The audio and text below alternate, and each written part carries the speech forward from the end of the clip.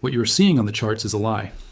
Right now, as I speak to you on January 4th, silver is trading at $72 per ounce on the COMEX futures exchange. But here is what they are not telling you. In Tokyo, in Dubai, in Shanghai, physical silver is changing hands at over $130 per ounce. We are witnessing the largest price divergence in the history of precious metals trading, and this disconnect is not an anomaly. It is the death rattle of a paper pricing system that has controlled this market for decades. Let me be absolutely clear about what happened in December. The COMEX faced what industry insiders are calling an unprecedented physical drain. Over 60% of registered silver inventory, that is 47.6 million ounces, was claimed for delivery in just 4 trading days. 4 days. The exchange responded by raising margin requirements to $25,000 per contract, the second hike in 2 weeks. This was not a market stabilization measure. This was a panic move by an exchange that could not fulfill its delivery obligations. When you raise margins twice in 14 days during a rally, you're not managing volatility. You're managing a liquidity crisis. The COMEX registered silver inventory now stands at 128 million ounces. That is the lowest level since February of last year. But registered inventory is only part of the story. Since 2020, COMEX inventories have collapsed by 70%. The London Bullion Market Association vaults have lost 40% of their holdings. Shanghai inventories are at their lowest level in a decade. We are not talking about a temporary drawdown. We are talking about structural depletion of above-ground stocks across every major trading hub on the planet.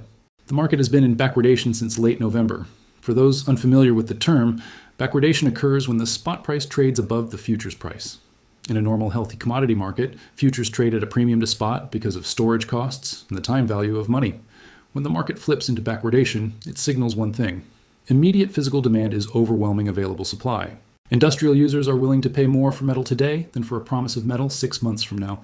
This is not speculation. This is panic buying by manufacturers who cannot afford production shutdowns. Now let me walk you through the supply side of this equation, because this is where the true crisis lies. Silver mine production peaked in 2016 at approximately 900 million ounces annually. Last year, global production fell to 835 million ounces. This is not a temporary dip. Major producing countries, including Mexico, Peru, Bolivia, and Kazakhstan, have seen mine closures due to declining ore grades, regulatory challenges, and operational disruptions. Approximately 71% of mined silver comes as a byproduct from polymetallic gold, lead, zinc, and copper mines. This means silver supply is largely inelastic. When industrial demand surges, miners cannot simply ramp up production the way they could with a primary metal operation. Meanwhile, industrial demand has entered a structural supercycle that few analysts fully comprehend. Silver is now the third most critical material in the green energy transition behind lithium and copper. Solar photovoltaic installations consumed approximately 15 to 29% of annual silver supply in 2025. Each solar panel requires roughly 20 grams of silver for its conductive efficiency, and the International Energy Agency projects that solar capacity will expand by 3,200 to 4,400 gigawatts by 2030. That is not a linear growth curve. That is an exponential demand shock. The automotive sector tells the same story. An internal combustion engine vehicle contains 15 to 28 grams of silver. A battery electric vehicle uses 25 to 50 grams. Hybrid vehicles fall somewhere in between at 18 to 34 grams. The Silver Institute estimates that silver demand from the automotive industry will grow at a 3.4% compound annual growth rate through 2031, with demand from electric vehicles overtaking internal combustion engines by 2027. But here's the critical detail. As EVs become more technologically sophisticated, with advanced driver assistance systems, autonomous features, and enhanced battery management systems, the silver content per vehicle is increasing, not decreasing. Then we have the artificial intelligence and data center build-out. AI infrastructure requires unprecedented levels of electrical conductivity and thermal management. Silver's electrical conductivity is 63 million Siemens per meter, the highest of any element on the periodic table. There is no viable substitute. Attempts to replace silver with copper or aluminum in high-performance applications consistently result in efficiency losses that make the substitution economically unviable. The information technology sector's power capacity has surged 50-fold since 2000, and we are still in the early innings of the AI revolution. When you add up solar, electric vehicles, electronics, 5G infrastructure, and medical applications, industrial demand now accounts for 60% of total silver consumption. This is fundamentally different from gold, where jewelry and investment dominate. Silver is no longer a monetary metal with some industrial applications. It is an industrial metal with monetary properties. And industrial demand is price inelastic. A solar panel manufacturer cannot decide to use less silver because the price went up. The technology requires a specific amount for optimal conductivity. A semiconductor fab cannot substitute away from silver in high-end chips. The physics do not allow it. Now overlay the geopolitical dimension. On January 1st, China implemented new export restrictions on refined silver. Only large state-approved companies with an annual production capacity of at least 80 tons and a $30 million credit line can export silver, and only after obtaining special government licenses. China refines approximately 60 to 70% of the global silver supply. This policy effectively ring-fences the majority of refined silver for domestic Chinese industrial use. The 44 firms that qualified for export licenses represent a massive reduction from the hundreds of smaller and mid-sized exporters that previously served global markets. The United States designated silver as a critical mineral in 2025. The U.S. has a 64% import reliance for silver. The Bureau of Industry and Security is currently determining whether silver poses a threat to national security. When a government declares a material critical and starts investigating national security implications, they are preparing for supply chain decoupling. We are watching the beginning of a commodity Cold War. The market deficit tells the complete story. 2025 marks the fifth consecutive year of structural supply deficit. The shortfall for 2025 alone was approximately 200 million ounces. The cumulative deficit from 2021 through 2025 approaches 800 million ounces. That is nearly equal to an entire year of global production. This metal did not vanish into thin air. It went into solar panels, into electric vehicles, into electronics, into data centers. It is embedded in infrastructure that will not be recycled for 20 to 30 years. Above-ground inventories have borne the brunt of these deficits. Exchange-traded fund holdings are down 118 million ounces from their peak. Industrial buffers have fallen from a historical average of 120 days of supply to approximately 30 days. Dealers are reporting critically low positions, with delivery timelines for large orders extending due to 15 to 20% of spot liquidity being absorbed by manufacturer offtake. Let me explain the paper manipulation mechanism, because this is the smoking gun. The COMEX trades approximately 500 million ounces of silver futures contracts on an average day, but registered inventory available for delivery stands at 128 million ounces. The open interest to physical inventory ratio has reached levels that would be considered absurd in any other commodity market. This is the definition of a fractional reserve system. The exchange operates on the assumption that the vast majority of contracts will be cash settled rather than physically delivered. For decades, this system worked because industrial users and investors were willing to accept paper claims as equivalent to physical metal. But that assumption is breaking down.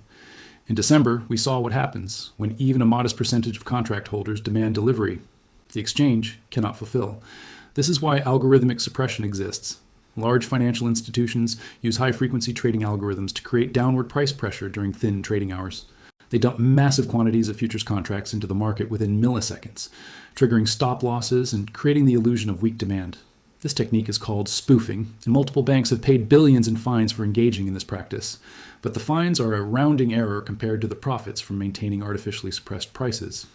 The strategic rationale is simple. If silver's price accurately reflected physical scarcity, the entire structure of paper derivatives would collapse. Pension funds, sovereign wealth funds, and industrial corporations would demand physical settlement. The exchange would default. The dollar-denominated pricing system would lose credibility. This is why central banks and bullion banks have a vested interest in maintaining the paper pricing mechanism even as physical reality diverges further from futures prices. We are now seeing the endgame of this system play out in real time. The $86 spike in late December, followed by the CME margin hikes and the violent correction back to $72, was not a natural market cycle. It was a controlled demolition. The exchange deliberately made it prohibitively expensive to maintain long positions, forcing leveraged traders to liquidate, while simultaneously protecting short sellers from a cascade of margin calls that would have bankrupted major financial institutions. But here is what the price suppression cannot stop. The physical market is decoupling. In Shanghai, physical silver traded at a premium of $5 to $10 per ounce above COMEX prices throughout December. By early January, that premium had exploded to over $60 in certain spot transactions. This is unprecedented. When physical premiums reach this magnitude, it signals that participants no longer trust the paper pricing mechanism. They are bypassing exchanges entirely and negotiating direct transactions at whatever price is necessary to secure metal. The asymmetric risk-reward profile for investors who understand this dynamic is extraordinary. If you own physical silver or shares in primary silver miners with proven reserves, you're holding an asset that the world desperately needs that cannot be produced quickly and that is trading at prices disconnected from physical reality. The downside is limited by production costs and industrial demand. Primary silver miners are operating with all-in sustaining costs around $13 to $14 per ounce. Even if paper prices collapse to $20, which is highly unlikely given industrial demand, producers remain profitable. The upside, however, is asymmetric. Bank of America has set a 12-month target of $65 per ounce for silver. BNP Paribas suggests silver could reach $100 per ounce by the end of 2026. But these are conservative estimates based on traditional supply-demand modeling. They do not account for a potential force majeure event on the COMEX. They do not account for a full decoupling between paper and physical markets. They do not account for a currency crisis or a loss of confidence in fiat monetary systems. Robert Kiyosaki, the author of Rich Dad, Poor Dad, has publicly stated he expects silver to reach $200 per ounce by late 2026. Some precious metals analysts are modeling scenarios where silver could reach $250 to $300 if we experience a complete breakdown of the paper pricing system combined with a sovereign debt crisis. These are not fringe predictions. They are grounded in the mathematics of supply destruction, exponential industrial demand growth, and monetary debasement. The Federal Reserve has resumed Treasury purchases, adding $40 billion in the first month. Officials claim this is not quantitative easing, but reserve management purchases to alleviate money market pressures. The semantic distinction is irrelevant. The Fed is expanding its balance sheet, which is outright monetary debasement. Every dollar printed dilutes existing holders and increases the nominal price of hard assets. Gold surged 66% in 2025, its best year since 1979. Silver jumped 142%. Bank of America strategists now project gold could reach $5,000 per ounce in 2026. Silver historically outperforms gold during monetary easing cycles. The gold-to-silver ratio, which peaked above 100 during the pandemic crisis, has compressed back down to 70. The historical mean is around 65. If silver simply returns to its long-term ratio relative to gold, and gold reaches $5,000, silver would trade at $77 per ounce based on ratio alone. But the industrial supercycle means silver should trade at a tighter ratio than its historical average. A ratio of 50 would imply silver at $100. A ratio of 40 would imply $125. The psychology of holding physical silver through volatility is critical. We will experience violent corrections. The powers that control the paper markets will use every tool at their disposal to shake out weak hands. Margin hikes, coordinated short attacks, media narratives about peak demand or recession fears, regulatory uncertainty. These are all tactics designed to trigger emotional selling. The investors who succeed in this environment are those who understand the fundamental difference between price and value. Price is what you pay. Value is what you get. The value of silver is determined by its irreplaceable role in the technologies that define modern civilization. The price is determined by a broken derivatives market that is losing its grip on reality. This is not financial advice. This is a wealth transfer that is happening whether you participate or not. Industrial corporations are stockpiling silver because they understand supply chain risk. Sovereign nations are implementing export controls because they understand strategic scarcity. Central banks are buying gold at record levels because they understand monetary debasement. Retail investors who position themselves on the right side of this structural shift, who accumulate physical metal and quality mining equities during corrections, who hold through volatility with conviction in the underlying thesis, will be the ones who benefit from the repricing that is already underway. The anaconda strategy, as some analysts call it, is a slow, relentless constriction of available supply. Every solar panel installed, every electric vehicle produced, every data center built removes silver from circulation for decades. Meanwhile, mine production continues to decline due to depleting ore grades and underinvestment in new projects. The gap between consumption and production widens every year. At some point, the paper promises become mathematically impossible to fulfill. We are living through that point right now. The COMEX delivered more silver in December than it has in any comparable period in its history, and it still could not keep pace with demand. China has effectively closed the door on exports to protect its domestic industrial base. The United States is investigating whether silver scarcity poses a national security threat.